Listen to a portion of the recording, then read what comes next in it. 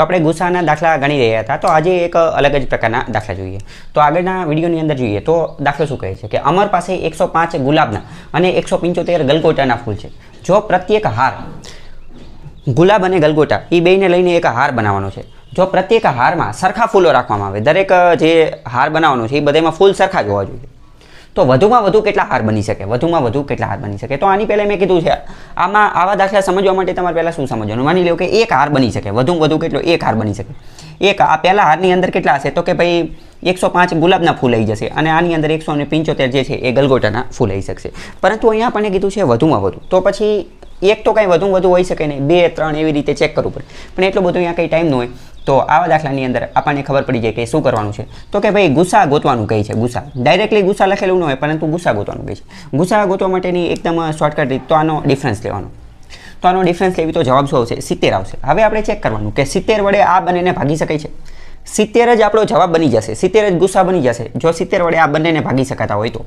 પરંતુ અહીંયા 0 બેકી સંખ્યા છે અને અહીંયા તો એકી છે, તો ભાઈ ભાગવાનું કોઈ સવાલ આવતો નથી. બરાબર. તો જવાબ બીજો શું આવી શકે? તો કે 35 દુ 70 આવી જાય. 35 દુ 70. 35 દુ 70 ની અંદર પણ આપણે વાત કરીએ તો અહીંયા 35 છે, તો અહીંયા 5 છે. મતલબ કે આ 2 જે છે 2 વડે તો આ ભાગી જ નહીં શકાય, કારણ કે અહીંયા બંને જગ્યાએ 5 5 છે. આપણે ચાવીના વિડીયોની અંદર શીખી ગયા છીએ. તો 2 તો જવાબ આવશે જ નહીં. તો જવાબ શું આવશે? 35. તો વધુમાં વધુ એવા કેટલા હાર બની શકે? તો કે વધુમાં વધુ એવા 35 હાર બની શકે. 35 એવા વધુમાં વધુ હાર બની શકે કે જેમાં એ બંને ફૂલ જે છે એ ફિટ થઈ જાય. આગળ બીજો દાખલો જોઈએ કે 36 કેરી અને 84 સફરજન છે. એ વર્ગના વિદ્યાર્થીઓને સરખે ભાગે વહેંચવાના છે. વર્ગની અંદર અમુક વિદ્યાર્થીઓ છે, કેટલા વિદ્યાર્થી છે એ ખબર નથી, પરંતુ 36 કેરી છે, એક વ્યક્તિ પાસે 36 કેરી છે અને 84 સફરજન છે. તો આ બધું જ વિદ્યાર્થીઓને સરખે ભાગે મળી રહે. તો એની માટે જે છે એ વધુમાં વધુ કેટલા વિદ્યાર્થીઓ હોવા જોઈએ? વધુમાં વધુ કેટલા વિદ્યાર્થીઓ હોવા જોઈએ? તો મેં તમને કીધું વધુમાં વધુ આપણે અન્ડરસ્ટેન્ડિંગ માટે, સમજવા માટે એવું વિચારી શકીએ કે ભાઈ એક વિદ્યાર્થી હશે, તો એક વિદ્યાર્થી હશે તો એને તે 36 કેરી મળી જશે અને 84 સફરજન મળી જશે. પરંતુ અહીંયા વધુમાં વધુ પૂછેલા છે, તો કદાચ 2 વિદ્યાર્થી હોઈ શકે, કારણ કે 2 વિદ્યાર્થી હોઈ શકે તો 18 દુ 36 એટલે કે 18 કેરી એને મળી જાય. એક બેને 18 કેરી મળી જાય અને 42 એટલે કે 42 સફરજન જે છે મળી જાય. પરંતુ વધુ પૂછેલા છે, તો આવા દાખલાની અંદર શું કરવું પડે? તો આવા દાખલાની અંદર આપણે જે છે એનો ગુસા HCF જે છે એ ગોતવો પડે. તો હવે ગુસા ગોતવા માટે આપણે શું કરીશું? તો ગુસા ગોતવા માટે આ બંનેનો જે છે એ ડિફરન્સ લેવો પડે. ડિફરન્સ લઈએ તો 36 અને 84 નો ડિફરન્સ લઈએ તો અહીંયા 84 - 36 બરાબર. તો અહીંયા જવાબ શું આવશે? અહીંયા 8 અને અહીંયા 7 માંથી 3 જાય તો 4, 6 ને 8 14 નો ચોગડો બરાબર. તો જવાબ અહીંયા 48 આવશે. તો આનો ગુસા જે છે એ 48 હોઈ શકે જો 48 વડે આ બંનેને ભાગી શકાય તો. 48 વડે જો આ બંનેને ભાગી શકાય તો. પરંતુ 48 કરતાં તો આ 36 નાના થઈ જાય છે, તો એની વડે તો ભાગી જ ન શકાય, એટલે 48 તો જવાબ ન આવે. પરંતુ એવો જવાબ આવે કે જે 48ની અંદર છુપાયેલો હોય. તો 48નું આપણે જોઈએ તો 16 તરી 48 થાય, પછી 12 1 12 12 2 24 12 તરી 36 અને 12 ચોક 48 થાય.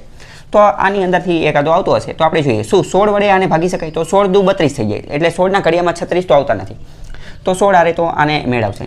જો 3 વડે ભાગી શકાય છે, 3 વડે આ બંને સંખ્યા ભાગી શકાય છે, પરંતુ 3 જવાબ સાચો છે, 3 જવાબ આવી શકે.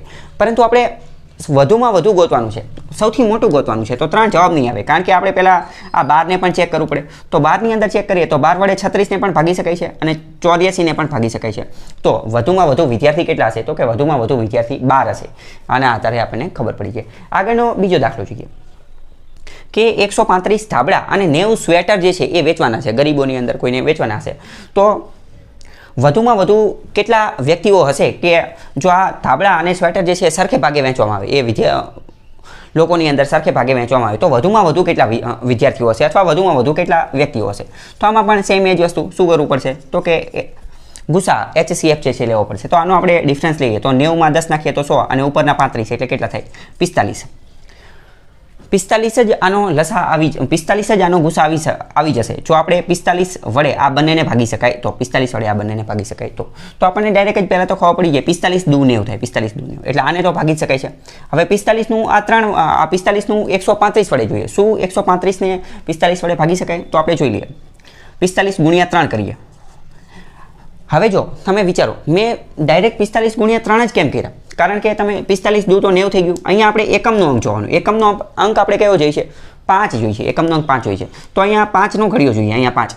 તો 5 એકુ 5 થાય, પરંતુ 45 એકુ 45 એને તો કંઈ લેવા દેવા નથી. 45 દુ 90 90 તો ઓલરેડી અહીંયા આવી ગયા, અથવા તો આપણને એટલી તો ખબર પડે ને કે અહીંયા દૂ કરીશું બરાબર, તો 5 દૂ 10 0 આવશે, એકમનો અંક 0 આવશે, પરંતુ અહીંયા તો આપણે એકમનો અંક 5 જોઈએ છે, એટલે મેં ડાયરેક્ટ 3 કર્યા. હવે જો કદાચ માની લેવું કે 3માં જવાબ નહીં આવે તો આપણે 4 વડે આનો ભાગ નહીં ચલાવીએ, કારણ કે જો 5 ચોક 20 તો અહીંયા 0 આવે, અહીંયા આપણે 0 જોતા નથી, તો આપણે ડાયરેક્ટ કોના વડે ચેક કરીશું? 45 5 5 વડે ચેક કરીશું, 6 વડે નહીં કરીએ, 7 વડે કરીશું બરાબર. તો એવી રીતે એકમના અંકના આધારે પણ તમે અંદાજ લગાવી શકો. તો 5 તારી 15 વધી 1, 4 તારી 12 ને 1, 4 તારી 12 ને 1 13 બરાબર. તો 135 જવાબ જે છે એ આવી ગયો છે. તો મતલબ કે 45 જ એ સૌથી મોટી સંખ્યા છે, અથવા 45 જ એનો ગુસા છે. તો 45 જે છે એ આપણને જવાબ મળી જશે.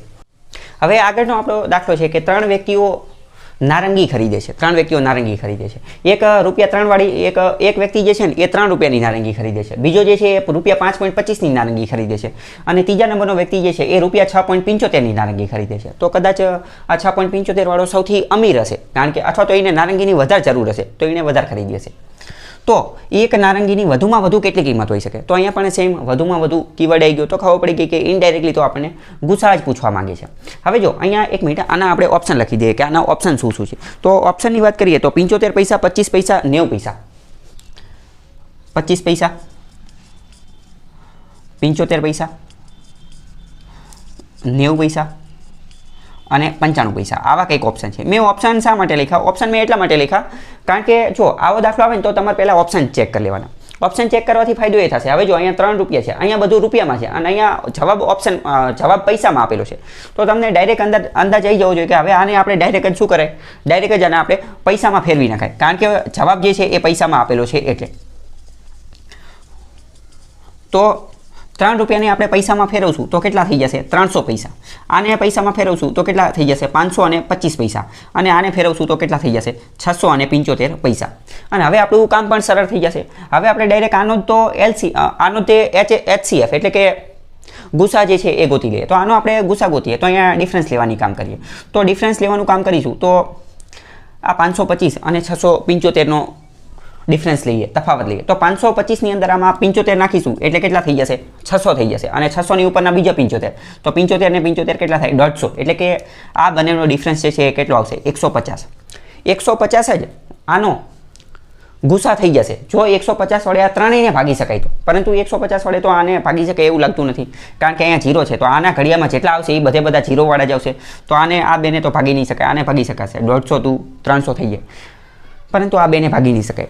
એટલે 150 ગુસા નહીં આવે, 150 જવાબ નહીં આવે. પરંતુ જવાબ કોઈ એવી સંખ્યા આવશે જે 150ની અંદર છુપાયેલી હોય, અથવા તો 150ના અવયવ હોય, 150ની અંદર જે છુપાયેલી હોય એવી આવે. હવે જો અહીંયા તમે ઉપયોગ કરી શકો કોનો? તો કે આ જે છે ઓપ્શનનો ઉપયોગ કરી શકો. હવે તમે ધ્યાનપૂર્વક જો, 90 તો જવાબ ક્યારેય આવશે જ નહીં. 90 જવાબ ક્યારેય નહીં આવે, કારણ કે 90 તો ભાઈ 150માં છુપાયેલો જ નથી. 90 150નો અવયવ છે નહીં, એટલે 90 જવાબ આવશે જ નહીં. આ જવાબ તો ડાયરેક્ટ જ નીકળી ગયો. બીજું 95 પણ જવાબ નહીં આવે, કારણ કે 95 તે 150ની અંદર છુપાયેલો નથી બરાબર, મતલબ કે એનો અવયવ નથી, એના મલ્ટિપલની અંદર, એના ગુણાંકની અંદર આવતો નથી. તો ડાયરેક્ટ જ તમે 50-50માં પહોંચી ગયા.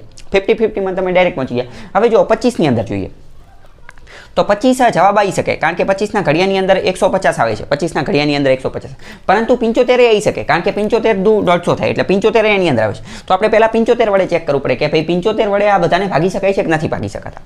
તો 75ને પહેલા 300 વડે ભાગીએ, અથવા તો અહીંયા તમે એક બીજી વસ્તુ પણ કરી શકો છો. ચલો હું તમને ડાયરેક્ટ બીજી વસ્તુ શીખવાડું કે 75 છે બરાબર. હવે તમે ડાયરેક્ટ એ ચેક કરી લો કે 75 વડે આ ત્રણેય સંખ્યાને ભાગી શકાય છે કે નથી ભાગી શકાતા. અથવા એનાથી બીજો રસ્તો એ છે કે 75 કોની અંદરથી બનેલા છે? તો 25 તારી 75 થાય. 25 તારી 75. જો આ ત્રણેય સંખ્યાને 25 અને 3 બંને વડે ભાગી શકાતી હશે, જો આ ત્રણેય સંખ્યાને 25 અને 3 બંને વડે ભાગી શકાતી હશે, તો 75 વડે ડેફિનેટલી ભાગી જ શકાતી હશે. તો આપણે ડાયરેક્ટ શું ચેક કરીએ? 25 અને 3 વડે ભાગી શકાય છે કે નહીં એ ચેક કરીએ. 25 વડે ચેક કરવા માટેની ચાવીની અંદર મેં તમને શીખવાડેલું હતું કે 25 વડે ચેક કરવું હોય તો શું કે છેલ્લા બે અંકો 25, 50, 75 કે 00 હોય, છેલ્લા બે અંકો એટલે કે એકમનો અને દશકનો અંક જો 25, 50, 75 કે 00 હોય તો એ 25 વડે ભાગી શકાય. તો અહીંયા 00 છે, અહીંયા 25 છે અને 75 બરાબર. મતલબ કે 25નો તો ખેલ ખલાસ થઈ ગયો કે 25 વડે ત્રણેય ભાગી શકાય છે. હવે 3 વડે ભાગવાનું ચેક કરી. 3 વડે ભાગી શકાય તો સરવાળો ચેક કરવાનો. તો 3 વડે આ ભાગી શકાય છે, આ 5 ને 5, 10 ને 2 12, તો 4 તારી 12 એ ભાગી શકાય છે. 6 ને 12 ને 1 13, 13 ને 5 13 ને 5 18, તો આ પણ ભાગી શકાય છે. મતલબ કે 3 વડે ભાગી શકાય છે અને 25 વડે ભાગી શકાય છે, મતલબ કે ડેફિનેટલી આ ત્રણેય સંખ્યાઓ 75 વડે પણ ભાગી શકાય છે. તો આવી રીતે તમે શોર્ટકટનો ઉપયોગ કરીને આગળ વધી શકો, ભાગાકાર ને એ બધું કરવું એની કરતાં. તો આનો જવાબ ડાયરેક્ટ શું આવશે? 75 આવશે. હકીકતમાં તો 25 વડે ત્યાં ત્રણેય સંખ્યા તો ભાગી જ શકાય છે, ત્રણેય સંખ્યા ભાગી શકે છે, પરંતુ આપણે તો શું કહેવાનું છે ભાઈ? વધુમાં વધુ એટલે મોટામાં મોટું જે હોય એ કહેવાનું છે. તો આનો જવાબ જે છે એ કયો આવશે? 75 આવશે. આવા જ બીજા દાખલાઓ સાથે આપણે આગળના વિડીયોમાં મળીશું.